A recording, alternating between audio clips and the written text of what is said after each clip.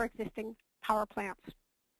We'll be learning today about the health benefits that we can all look forward to as we replace coal combustion with power that's generated by clean renewable energy sources and energy efficiency. Our speaker this afternoon is Dr. Jonathan Levy, a professor at Boston University, a longtime PSR member, and co-author of a very important recent study that seeks to quantify those health benefits that will come to us from the transition to, as I said, renewable energy and energy efficiency. Dr. Levy, thank you for agreeing to be here with us today to brief us on this really important information. Okay, thank you, and thanks to everyone for joining this afternoon. I'm going to try to speak fairly briefly, hopefully keep my formal presentation to about 30 minutes so that there is time for Q&A and discussion. There's a lot of different topics under this work that I think people might be interested in talking about. So what I'm going to focus on really are two separate components. The first is, as Barb mentioned, a recent study that came out in the end of September where we tried to quantify the co-benefits of carbon standards that could be implemented for power plants, and I'll explain what I mean by co-benefits in a couple of minutes. And then I want to talk very briefly about some additional work we've been doing as a follow-on study to look at perhaps another side of the coin of thinking as you implement energy efficiency measures or renewable energy at a state level, how does one understand the benefits of those types of activities? So I'll speak briefly on that, and then we can expand the discussion from there. So the first thing I do want to acknowledge are my collaborators on this work. The study I'll be talking about is a group effort that was really led out of Harvard with the Center for Health and Global Environment, as well as through Syracuse University and Sonoma Technology, as well as myself through Boston University. And if you follow the link at the bottom of the slide, there's a host of information there, including the report itself, a series of PowerPoint presentations, and some ancillary materials that were not part of the main report. So anyone after hearing the presentation who'd like to learn more about what we did and some of the findings should certainly click through and see what is there. So first, just to make sure that we all have our vocabulary straight, I want to say what we mean here by co-benefits. It's somewhat of a jargony phrase that's often used by economists, and simply put, it refers to benefits in this case of a policy that are above and beyond those that are directed by the policy that we're trying to achieve. So in this case, we're looking at, obviously, emissions of carbon dioxide are the focal point of these carbon standards for power plants. Carbon dioxide is concerning for global climate change, and that obviously has some profound impacts on public health. And so we're not dismissing those as very important impacts, but we're asking a slightly different question, which is, as you implement a policy to address carbon dioxide and global climate change, what do you get along with it? And so certainly one of the things you get along with it is reduced emissions of other air pollutants that can affect local, regional, and national air quality in the United States. So certainly coal combustion, for example, emits a fair amount of carbon dioxide. It also emits pollutants such as nitrogen oxide, sulfur dioxide, particulate matter, mercury, and so forth. And so in this study, what we're really focusing on as a co-benefit of these carbon policies are the benefits to ambient air quality for two different pollutants, and that is ground level ozone and fine particulate matter. And so we're focusing on the pollutants above here in white because they contribute to concentrations of ozone and fine particulate matter. So fine particulate matter is obviously formed when you emit particles, but also is formed through chemical reactions in the atmosphere when you emit sulfur dioxide and nitrogen oxides. Similarly, ozone is not directly emitted, but is formed through emissions of nitrogen oxides as well as volatile organic compounds. So what we want to understand in this study is, as you regulate carbon, what is it that you do to emissions of these other pollutants, and then what are the implications for air quality as well as public health? So this is a very broad sweep through the structure of the study. The study itself began in 2013, and the results are being released as sort of three components. The first part was released in late spring, looking at how three different policy scenarios could influence emissions from power plants. and what that would do to air quality. I'll talk a little more about those 3 scenarios in a second. The second part that I'm going to focus on here today looks at the human health implications of those air quality changes. And then there's a part 3 that will come out probably near the end of the calendar year that focuses on things like ecosystem benefits and visibility improvements, other important pathways to consider as co-benefits of these policies. I'm not going to speak any more about that line of research. So circling back to the components we're focusing on here today, the objective is to look at how 3 different plausible policies could influence emissions, what those will do to air quality, and in particular PM 2.5 and ozone concentrations across the United States, and then what the human health implications are of those changes in air quality. So we asked 3 very basic questions in this study, and I'll be answering all 3 in turn. The first, which perhaps seems self-evident but is important to ask, is are there actually any health co-benefits from reducing carbon emissions from power plants? We certainly hypothesize that that's the case. We presume that's the case, but we need to play that out. And I think as you'll see as we get into the results, there are some subtleties in the structures of the policies that might make the answer to this question no in some situations. And so we want to make sure we understand, are there co-benefits? If there are co-benefits, we obviously want to know how big they are, when would they occur, and where would they occur? The where is perhaps, again, a fairly obvious question. We want to know who is receiving these benefits, which states, which populations. When is also a very important question from a policy perspective. Measures to address global climate change, obviously the benefits may be realized over a very long time horizon. Some will be shorter term, but a lot of these will take years, decades to manifest. And so benefits that would accrue in the near term are important potential justification for a policy for people who may be skeptical of policies that would have near-term costs but longer-term benefits. And then question 3 is, how does the magnitude of these co-benefits differ depending on the structure of the carbon standard? So first to talk about what health co-benefits we're focusing on. As mentioned, we're looking at fine particulate matter and ozone, and both of these pollutants have been associated with a fairly wide array of health outcomes. EPA's regulatory analyses, for example, include a fairly lengthy list of outcomes ranging from severe outcomes like premature deaths to things like hospitalizations, to more mild outcomes like respiratory symptoms, asthma attacks, missed days of school or work. In this study, we have a much shorter list of outcomes, and this is for a couple of reasons. The first is we wanted to focus on outcomes that tended to contribute a lot to the monetary value of health benefits. When one does benefit cost analyses of air pollution control strategies, economic values are assigned for different health outcomes, and we wanted to choose the ones that contributed a large amount of that simply to be able to inform some of these questions about, is this regulation cost justified? We also wanted to pick a subset where there was a pretty large and robust literature underlying it, so we could be pretty confident in the magnitude of the association and its strength. So what we focused on was premature deaths associated with both pollutants, fine particulate matter and ozone, hospital admissions for both pollutants, although it's for both respiratory and cardiovascular causes for fine particulate matter, only respiratory causes for ozone, and then heart attacks avoided as well for fine particulate matter. Now I want to talk briefly about what the policy scenarios were that we were looking at, and just to say up front, the EPA Clean Power Plan addressing carbon from power plants was proposed in June of this year, June 2014.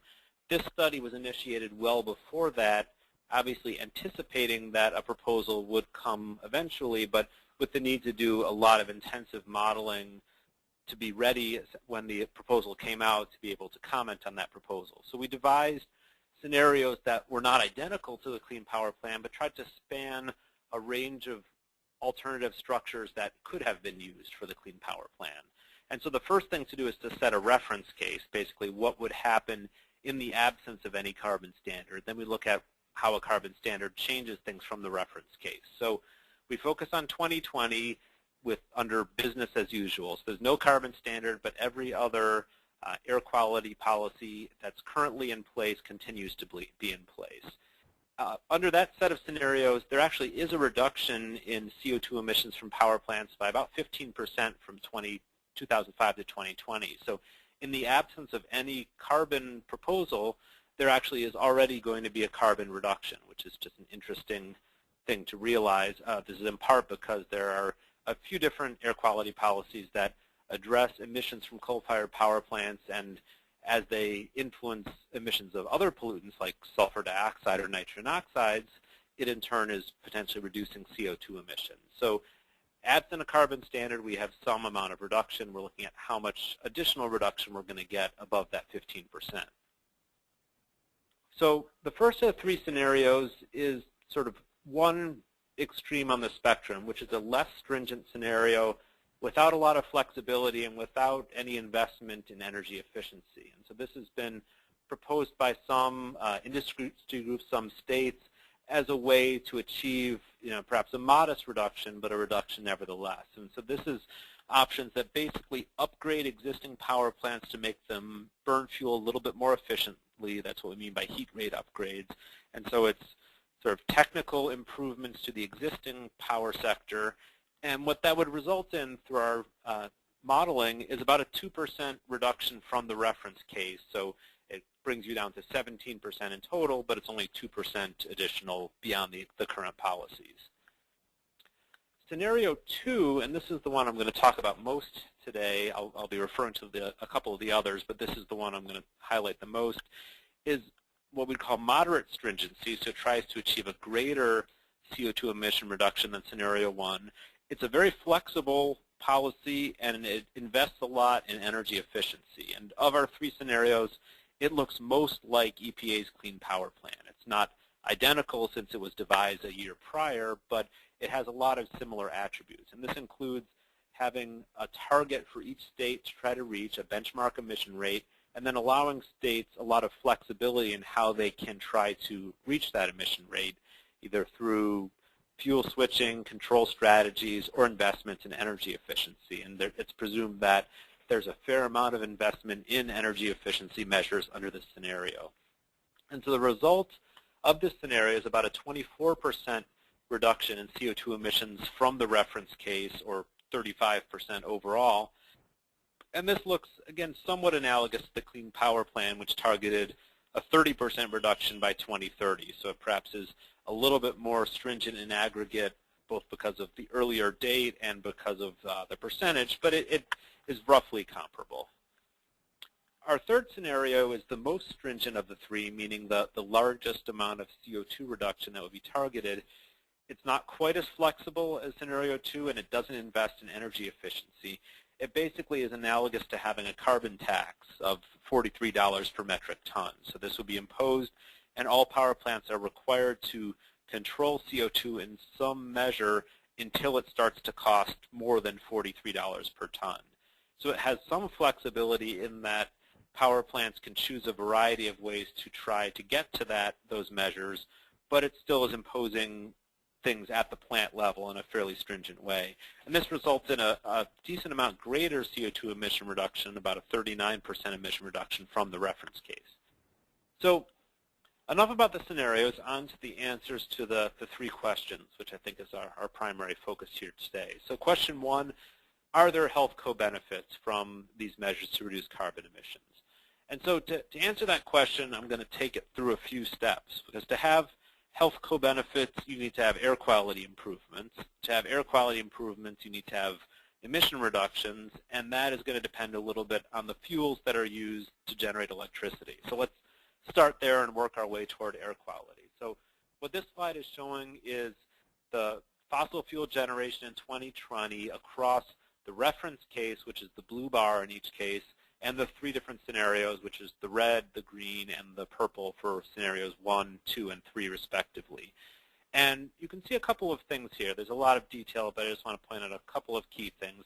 The first is that you see for scenario 1 fairly modest differences with the reference case, and there's actually an increase in the use of coal under that scenario, and I'll talk a little bit more about that later on. For scenario 2, you can see a pretty decent reduction in the use of coal, some modest increase in coal with carbon storage and sequestration, and a little bit of a reduction in gas. Scenario 3, you see a lot more gas being used and a more drastic reduction in coal without carbon storage and sequestration, but a corresponding increase in coal using carbon storage and sequestration. One thing you might note if you're quickly scanning through these bars is that scenario 2, our scenario of greatest interest, you have less coal and less gas. And so the question is, what's making up the difference? The answer is energy efficiency. So you can see in this fifth set of bars here, new energy efficiency. The tall green bar reflects the fact that under scenario 2, there's a lot that's been invested into demand-side management and energy usage reduction. So less electricity needs to be generated, so you don't need as much of either gas or coal. You can see there are certainly some modest changes in renewables across these scenarios. Wind grows the most in scenario 3, for example, and grows modestly under scenario 2. But the story here is really the energy efficiency investment in scenario 2 relative to the other two scenarios. So now if you roll that ahead to emissions, this diagram is showing, again, reference cases, the blue bar, and then the 3 scenarios following.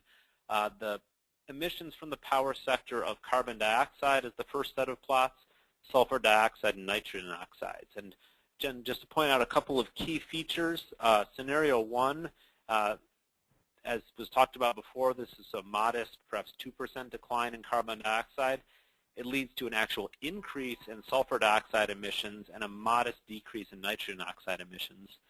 Scenario 2 is leading to a decent reduction in both sulfur dioxide and nitrogen oxides.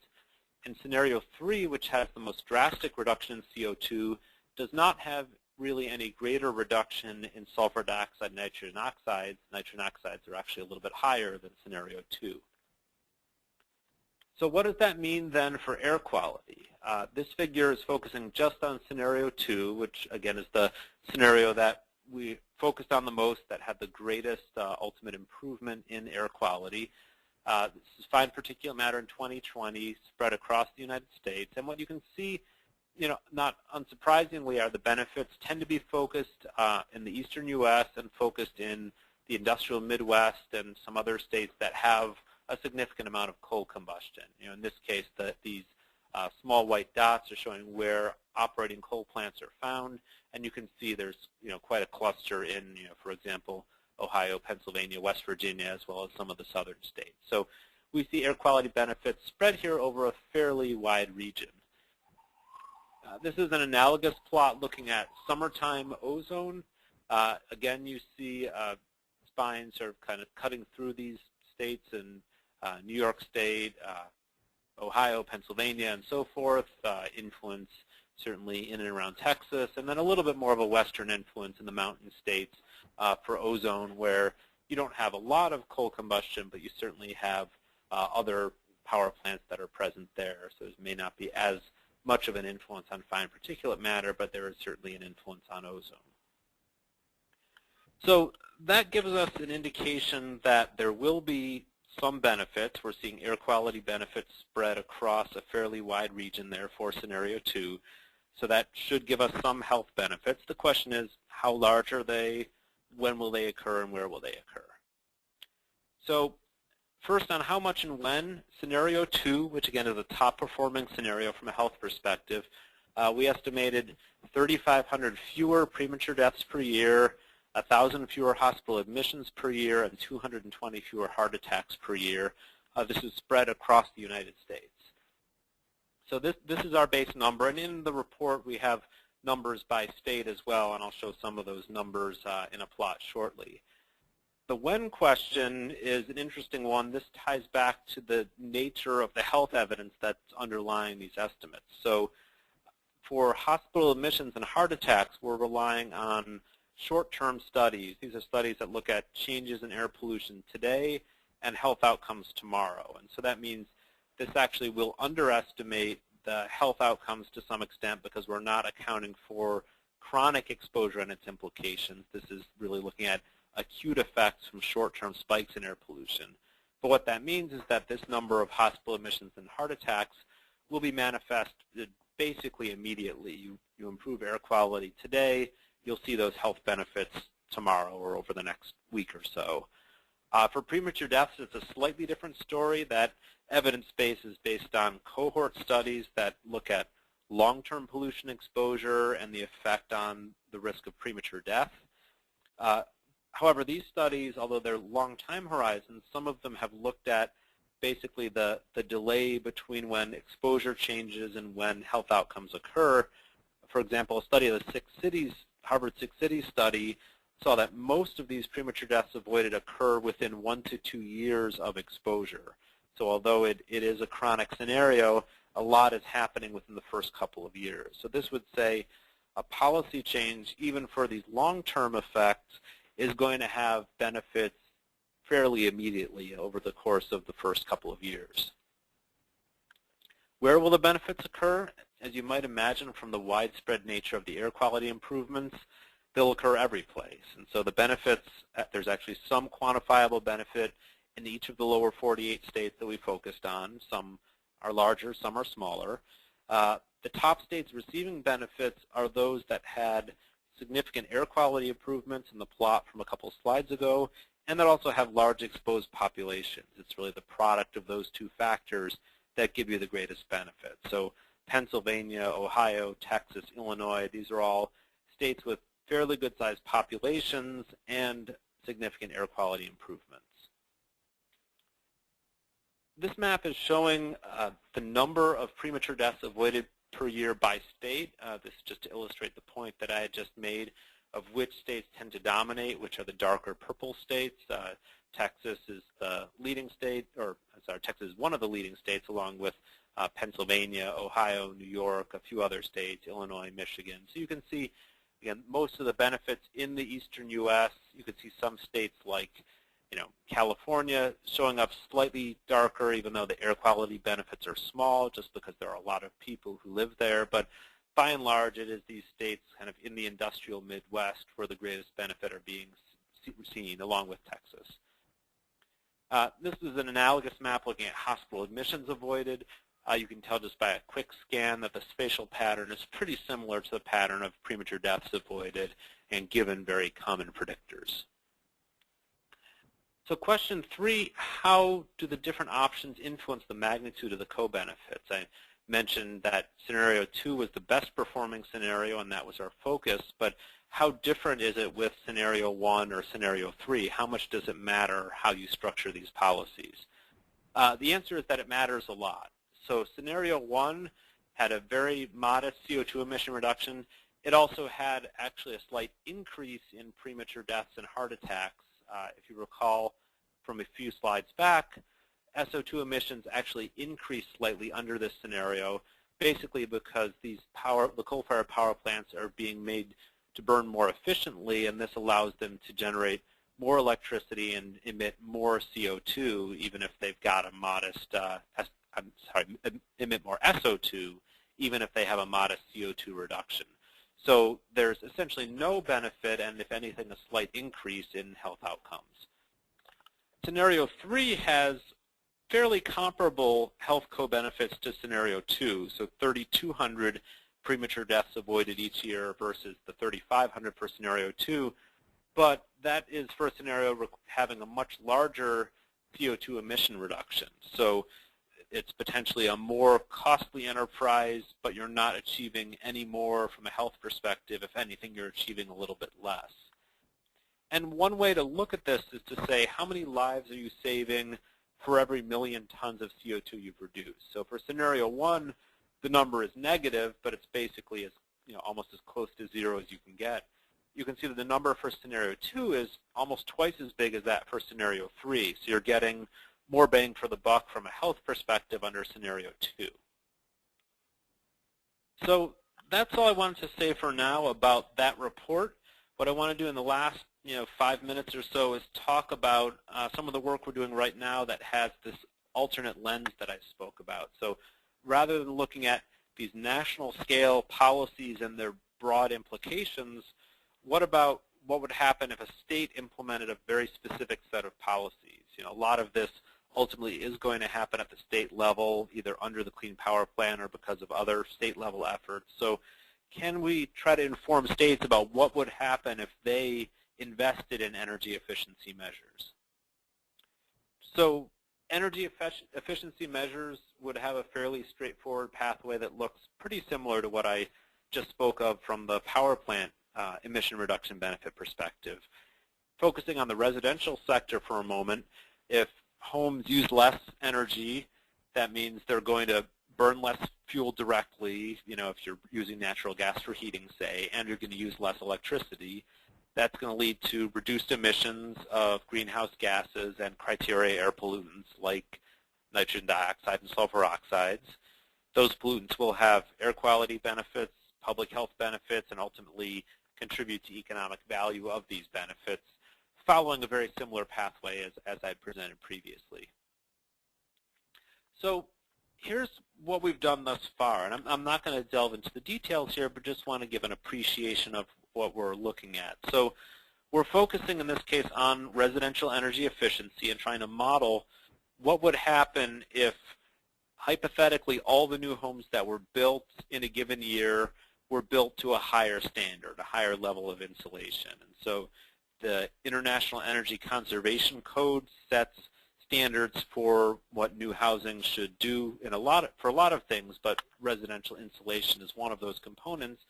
So we wanted to look at basically what does the fleet of new homes in 2013 look like given the current codes, and what would happen if they moved to these higher code levels. And the Department of Energy has built a fairly extensive set of templates to try to model the energy implications of code changes, and we're leveraging that platform to do our own analyses to look at the benefits of some of these targeted policy measures. And then once we've done that, it tells us a few interesting things. First of all, as mentioned, this isn't just a story about power plants because there are some fuels that are burned directly at the residence. And so this is one category of co-benefits even beyond the power plant air quality benefits that need to be taken account of. You take a measure to insulate a home. It certainly helps you with your power plant CO2. It then helps you with power plant related air quality. And it helps you with residential combustion-related air quality, so we can characterize those emissions. And then for power plants, it turns out to be a somewhat tricky story to figure out exactly which power plants are being affected if you do these small energy efficiency measures. It turns out because of the economics of the power sector, it's the ones that are most expensive generators of electricity are the ones that are getting knocked off. And so we use a model called AVERT to figure out which power plants those are and what their emissions are. And then we follow a very similar modeling approach for air quality and health effects as spoken of previously, but with this little twist on the air quality modeling that helps us to better characterize the effects of individual sources or individual locations. So the next few slides just give a highlight of some results to date. This is work in progress. We don't have the air quality and health numbers yet in place, but hopefully some of the emissions numbers give you some appreciation of where this is heading. And so this is a map for 2013 of where the new homes were built in 2013. The reason I put this up is to illustrate that there are some very stark spatial patterns here and that it's important to take account of those patterns. For example, about nearly half of the new homes built in the United States in 2013 were built in 5 different states, including Texas, which led the nation. But you can see in Texas even these homes were concentrated in a few key metropolitan areas. So if we want to understand the air quality implications of these kinds of code changes, the national scale types of models that I spoke of before wouldn't suffice. We need to understand what's going to happen if emissions are changing in discrete parts of Texas and other specific places within the United States. This map is showing the electricity savings as a result of the simulated energy efficiency measures. You can see the states with the greatest electricity savings are the ones where a lot of homes are built there and tend to be ones that use electricity for space cooling and some for heating as well. Texas, North Carolina, South Carolina, Tennessee, Georgia. And then we model how those changes in electricity will affect power plant emissions using this economic dispatch model. This plot is maybe a little hard to rattle off all the states, but you can hopefully get a general appreciation that the emission reductions certainly vary quite a bit across states. The same states tend to show up at the top of all these different pollutants, but not identically across all of them. There are some modest shifts depending on the fuel types used in the different states. You see here for residential combustion a somewhat drastically different pattern where you see more shuffling around. And this is because, for example, if you use natural gas for space heating, you get nitrogen oxide emissions, you get carbon dioxide emissions to some extent, but basically no fine particulate matter, no SO2. So the states that are ranked highly for SO2 emission reductions for residential combustion are northeastern states that tend to use a lot of fuel oil or to a lesser extent wood for providing heat. So you can see the top ranking states there are Maine, New Jersey, Pennsylvania, New York, and so on, whereas NOx emissions are from a very different set of states, Texas, New Jersey, North Carolina, and so forth. So I'm going to wrap up with that. I think the broad message from the first study is that there are some fairly significant health co-benefits that you could achieve through these carbon standards on the order of thousands of deaths or lives saved per year, as well as a number of different morbidity effects. But it depends quite a bit on how the policy is structured. We looked at just 3 alternative structures that were under discussion or had been proposed, and the benefits range from essentially 0 up to 3,500 lives saved per year. And so how stringent the policy is, how flexible it is, and in particular how much is invested in energy efficiency measures is going to go a long way toward determining the magnitude of the benefits. I think what our second study is showing us and will show us as it goes forward is that there are analogous modeling approaches that can be applied to understand if you take action at a state or local level, what is going to happen to emissions from power plants and residential sources, and then what does this do to air quality and corresponding public health effects. So in conjunction, I think these studies give some tools to decision makers to say, okay, as we're targeting CO2 emissions and trying to reach some defined level, how could we construct policies that are also carrying with it the largest public health benefits that we possibly could? And I think, hopefully some of these insights do allow the decision makers to consider public health or realize that those co-benefits can be significant. So I'll stop there. I'm happy to answer any questions over the next half hour, or if anyone wants to follow up via email subsequent, I'm also happy to entertain questions then. Well, thank you so very much, Dr. Levy. This was a great presentation. First of all, really exciting to hear about the possibility that the very policies that we're going to be looking at in the states across the nation have the possibility of averting 3,500 premature deaths a year. I mean, that in and of itself, I think, is a pretty major take-home, as well as the other hospital admissions, the heart attacks, and so on that your study has quantified. I think it's also really exciting for us to see that we can begin to talk about what these benefits might look like at the state level. That's because the highest level of benefits to health that are likely to come are those that will come from what was discussed as scenario number 2. That's basically what we would get if we had robust implementation of the Clean Power Plan. The Clean Power Plan, as you know, is the EPA proposal to require states to reduce their carbon emissions from their electric power generation, basically reducing our reliance on coal-fired power plants. And if we are able to push the states to replace that power with power that's generated from clean, renewable energy sources and from energy efficiency, then these are the really very significant health benefits that we can look forward to enjoying. So we will open up the floor now for question and answer. I'm going to tell you 2 different ways that you can pose your questions. Before you do that, let me just mention that I want to save a few minutes at the very end of our presentation to talk to you about how PSR is going to be working to support robust implementation of the Clean Power Plan and how we'll work to help you take action in your states. So stay tuned for that. In terms of the questions, if you'd like to speak your question, then if you'll look at your little control panel in the right-hand side of your computer screen, you should see a little icon that looks like a little yellow hand. click on that icon, and then we will see that you've electronically raised your hand, and I'll call on you, I'll unmute you, and then you can speak your question. If you don't feel like talking, you can type your question into the chat box, and then I will read it so that both Dr. Levy and then the whole group can hear about it.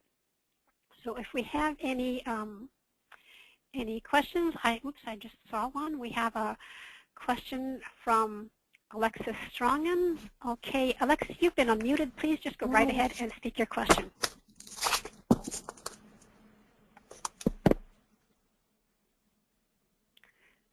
Are you there with your question?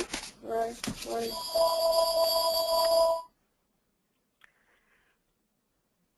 We're having trouble hearing you. We're hearing your phone ring. Okay, we're going to try. Let me see if there's somebody else who's got their hand. Here's another question. This is from Dr. Lynn Ringenberg. Dr. Ringenberg, you've been unmuted. Please go ahead with your question. I need you.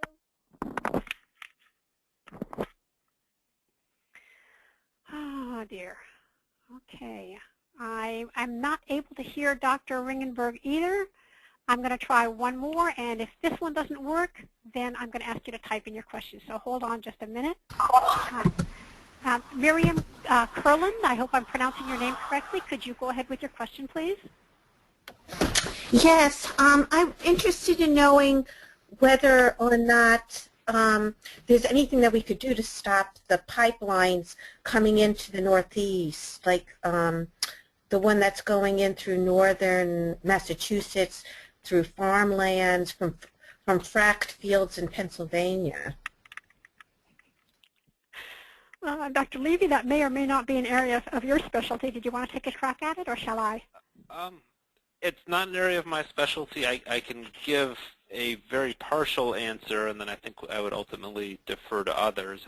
I don't know that I could speak to how one could stop it. I think what I could say very broadly is one of the things we're trying to fold into these analyses, which are not yet fully in place, are the life cycle implications of these policies. So, we've gotten to the point of understanding what will happen to the emissions from power plant stacks, but there's a whole ripple effect that can occur. The fuels have to be extracted, transported, disposed of, and so for coal, that means coal mining, various modes of transporting the coal, different mine waste. For natural gas, that means increasingly fracking, it means pipelines and so forth. And so we've been trying to develop tools to look at that full life cycle and full spectrum. Obviously if it turned out that the upstream effects related to fracking and pipelines and so forth for natural gas were very large in their effect, that would change some of these equations and change some of these comparisons. So I think that's something we're trying to address, though readily confessing that the data are very challenging to come by, and some of these broader effects on local economies or local ecosystems are very, very hard to quantify or formally bring into an analysis of this sort. Good to hear that we can look forward to more data that really helps us to make the health case, that PSR's specific contribution to these issues, and we'll want to be able to do it more specifically, more robustly, so that's great. I think this is also a political question, if you will, kind of a small p political. And I just want to mention in that regard that Physicians for Social Responsibility just this past weekend affirmed its new strategic plan, and both the fracking issue and the movement and the export of fossil fuels, hence the fuel trains and so on that you were referring to, are going to be high on our agenda. So I won't go into our tactical plans right now, but stay tuned with PSR. We'll be putting a lot of energy into those two issues. Great. Thank you for that question. We have another question now from Diane Lopez. Diane, could you go ahead with your question, please? Yes, can you hear me? Yes, indeed. Okay. Why does scenario 3 have almost similar benefits to scenario 2, and there's a huge difference in carbon reduction, 24% to 39% between the two. Yeah, it's a good question. It kind of gets into the weeds of what technologies would or would not be introduced under these scenarios. And so one thing that happens in scenario 3 or is simulated to happen is a large increase in the use of coal-fired power plants with carbon capture and sequestration. You know, that technology doesn't necessarily bring along with it, you know, as significant of SO2 emission reductions. There are some aspects of the technology that require the SO2 to be reduced a bit, but not to the same extent. And, you know, as a sidebar, I think there's been some discussion about how realistic scenario 3 is, because it assumes that this, you know, carbon capture sequestration technology can really be brought on board at a commercial scale and at a large scale by 2020. That may or may not be feasible. So I think those who are the technology wizards on the project, which would not be me, I'll be clear about that, I think have said this is sort of a bounding case. It's an illustrative case of what would happen with an intensive investment in a technology that targets CO2 and perhaps doesn't target other pollutants quite as much, but I think it's probably more of a notional scenario than a realistic scenario given where the technologies are right now. Thank you. If I could add to that, I would just say that PSR, from the PSR perspective, there are a number of problems associated with carbon capture and sequestration. While there is carbon capture technology, we have a lot of doubts about the sequestration. The idea is to store the captured carbon dioxide in underground pits, if you will, or wells. First of all, there's not an abundance of places that have the proper geological conditions that would permit secure storage of the carbon dioxide. That also means that the carbon dioxide, once it was captured at the plant, would have to be moved through an infrastructure that doesn't even exist yet to carry the CO2 through pipes to wherever these storage places might be. I've heard it said, although I'm not positive this is accurate, but I have heard it suggested that that infrastructure would have to be larger than all of the existing oil pipelines that currently exist in the United States, so a massive investment. And then there is really no guarantee that these underground storage places would hold the CO2 forever and ever and ever, which, you know, it sounds a little exaggerated, but that's really what we need, because whether the CO2 leaks in 50 years, 100 years, or 1,000 years, that leakage would mean that it was once again contributing to climate change. And then, of course, as Dr. Levy was indicating, coal combustion with CO2 capture and sequestration is still coal combustion, and so we would have all of or a part of the conventional pollutants and the damage to the lungs, the heart, the respiratory system, and so on that we're trying to get away from now.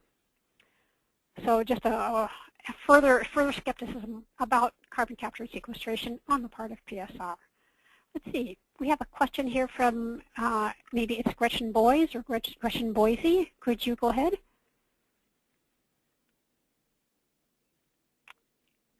Gretchen, let's see. Okay, hang on just a minute.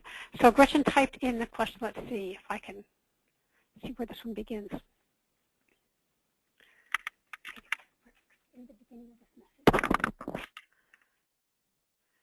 So Gretchen's question is, which pollutants caused doubling of genetic and non-genetic breast cancer and also multiple myeloma? Dr. Levy?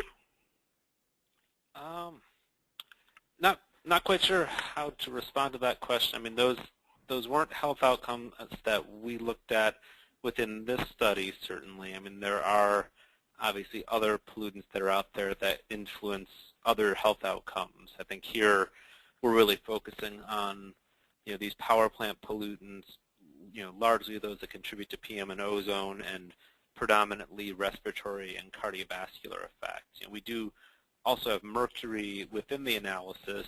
Modeling the health implications of changes in mercury is a bit challenging, and so that was not part of this assessment, mercury would certainly have some, for example, neurocognitive effects and so forth. But I don't know that anything that was part of our scope of work would address those outcomes or be able to answer things about changes in baseline disease rates.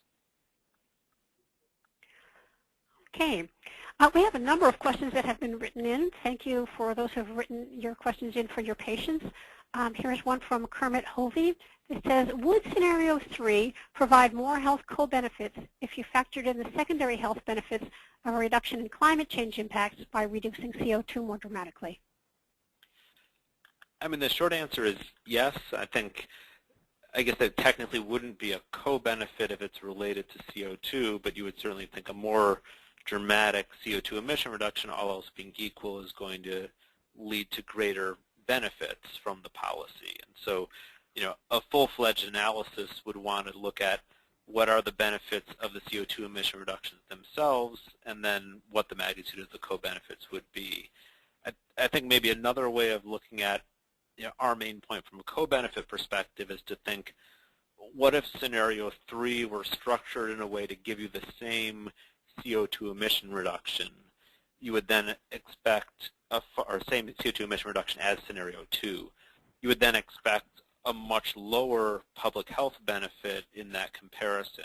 Similarly, if scenario 2 were more stringent and more aggressive and reached that same CO2 emissions level as scenario 3, you would expect it to have substantially greater health benefits because in part of the way that it's structured, where the energy efficiency measures tend to reduce a fair amount of coal combustion with or without CCS along with other technologies. So, I think you would certainly want to bring on board the main benefits, but I think scenario 2, given its investments in energy efficiency, is probably ultimately a more efficient way to achieve comparable CO2 emission reductions. Thank you. Here's a question from Tim Takaro. It says, you note that there are immediate health benefits. I'm curious about the combined heat and air pollution effects in the 2050 to 2070 timeframe under different scenarios. For example, does the Ben map use future projected temperatures and combined heat and PM effects? But it's a really good question. I mean, the easy answer is no, it does not. And, we focused on the near term in part because it was a simpler projection of the energy sector. It's very hard to project fuel prices out 30 to 50 years. And, Ben map, even if one tried to do so, doesn't have the capacity to bring in those aspects because Ben map is really just a data aggregator. And so you would have to feed in some evidence of, for example, effect modification of air pollution effects due to heat, and then some data on how temperatures would be changing, and then it will help to compile the data, but it won't generate that new knowledge. We have, in separate studies, tried to look at how climate change will affect ambient air quality, sort of secondary effects as temperatures increase and humidity changes. Does that induce a circumstance where you're going to get more rapid formation of fine particulate matter and ozone, so you would have this cyclical effect? And it does seem like that effect will occur, at least in some areas of the country. So that doesn't quite answer your question, but I think it's clear, under a changing climate, you might actually induce more formation of pollutants that we would worry about. And I think as the questioner indicated, certainly increased temperatures are going to have some important health implications that parallel those from air pollutants. Understanding how those things interact, I think still, some research is required to get to the numbers, but I think the presence of that effect is pretty well established. Thank you. Here's a question from Marigold Ferry. It says, it amazes and disappoints me how little attention is paid to conservation. For instance, it seems that a community day where volunteers help inner city residents winterize their homes would make a huge difference. Any comments? Agree. And I think, again, scenario 2, what we've tried to highlight is the feature that really gives it the greatest benefit is actually the focus on energy conservation measures. what our new project is all about is retrofits to homes. I showed you, code changes and what that would do to existing homes, but the next phase that we're working on right now is looking at the benefits of insulating and weatherproofing existing homes and following that through. And so I think hopefully the numbers we come up with and the tools we develop will help policymakers to be able to justify these measures, which oftentimes are pretty cost effective from the perspective of the residents if policies are structured appropriately, where people can have zero interest loans or some of the costs are borne by other entities. And then these co-benefits can be quite substantial. So I think if states perceive that these scenarios could be a way to achieve the CO2 emission reductions, get potentially local air quality benefits, which are desirable for state and local entities, and provide economic benefits to vulnerable populations, it's a win-win-win, and it's just a matter of finding the right policy levers to try to manifest those. Okay. And here's a perhaps related question also about energy efficiency. This is from Patrick O'Haran. It says, why are there only increases seen in new efficiency in Scenario 2? It seems like Scenario 1 and especially 3 might result in efficiency improvements both in running the plants but on the demand side as well, just based on efficiency being cost effective. Is that not the case? I mean, I think that there are potentially modest changes in energy efficiency under the other scenarios based on, for example, changes in cost structures. I think it's, in comparison to the reference case, the question is, would these policy shifts lead to increased use of energy efficiency?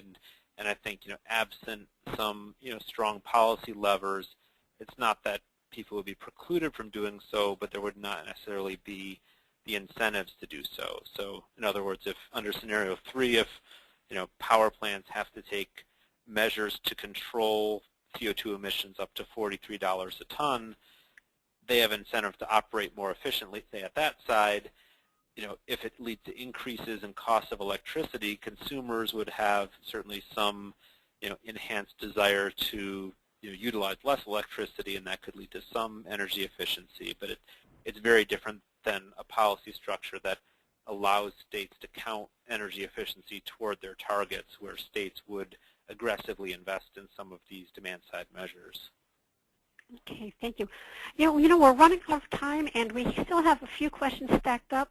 I'm going to choose one more from somebody whom we haven't heard from earlier in today's webinar, and my apologies to others whose questions we're not going to get to. This question is from Andrew Jameson. It says, in Omaha, where we have an old and heavily polluting coal plant in a poor neighborhood, we tried to use general statistics using PSR materials from Alan Lockwood and others about health and coal plants. But politicians insisted in wanting studies of this plant in particular. Have others run into this problem? I think it's a lousy objection, but it had enough political traction to force delays while further studies of local conditions were insisted upon. So maybe I would just add a quick little coda to that question. Dr. Levy, if you can talk just a little bit more about where people can find more data on state or even local air quality conditions and potential impacts of the Clean Power Plan. So can answer that in a couple of ways. I mean, certainly there are national scale monitoring networks, and there are other data available to track emissions. We ran into some fairly similar challenges, and back a dozen years or so ago, did a series of studies on specific power plants in specific states because the general message was not necessarily being carried forward by state-level policymakers, and so we had to build those models. We actually did an analysis about 5 years ago where we quantified the impacts of over 400 coal-fired power plants in the United States at an individual level, not using the fanciest modeling techniques, but using something that was fairly robust, hoping that this would give some insight to whether advocacy groups or other stakeholders or decision makers about the influence of individual power plants. If you send me an email separately, I'd be happy to look at whether that was in our data set and be happy to send you the number associated with that plant, albeit a few years back in time. Okay, we'll have to wrap it up. I know we're just about at the end of our hour. I want to thank you, Dr. Levy. This has been really wonderful. And I want to let everybody on the webinar know that this webinar has been taped, and we will be putting the tape up on the PSR website so that you can come back and capture all of this data, cite it, giving full credit to Dr. Levy. I also want to mention that the health benefits that Dr. Levy has been describing, especially those associated, again, with scenario number 2, these are exactly the reason why PSR has prioritized the Clean Power Plan as what's going to be the heart of our work on climate change in the coming several years. The conventional health benefits, and of course also the additional health benefits that will come from slowing climate change. One of the things that PSR is going to be doing is forming climate health action teams. These are going to be small teams that our members will form and belong to in your local community, and we will support those teams with monthly informational webinars, not so different from this one today, with perhaps a greater focus on renewable energy technologies, energy efficiency technologies, what's available, what can be done in communities across the country, how much will it save, what kinds of jobs will it generate, and what will the health benefits be, so that you can then step forward in your state and speak out on behalf of a strong state implementation of the EPA rule for these carbon standards for existing power plants. And we will be launching this program in January. But if you'd like to find out more in the meantime, if you think that this is something you might be interested in joining, then send us an email now. Our organizer for this project is Kelly Benjamin. Kelly, unfortunately, was not, because of technical difficulties, not because of any lack of interest on his part, was not able to join the call. But email him. It's kbenjamin@psr.org. And Kelly will sign you up to learn more about these action teams and help you form action teams in your local community. That's all for now. I'd like to thank all of you for your interest in the subject, and Dr. Levy for the data that you have armed us with, and we'll be moving forward, as I said, to work this really important and exciting transition to renewable energy sources and energy efficiency in the coming months and years. Thank you very much. Bye-bye.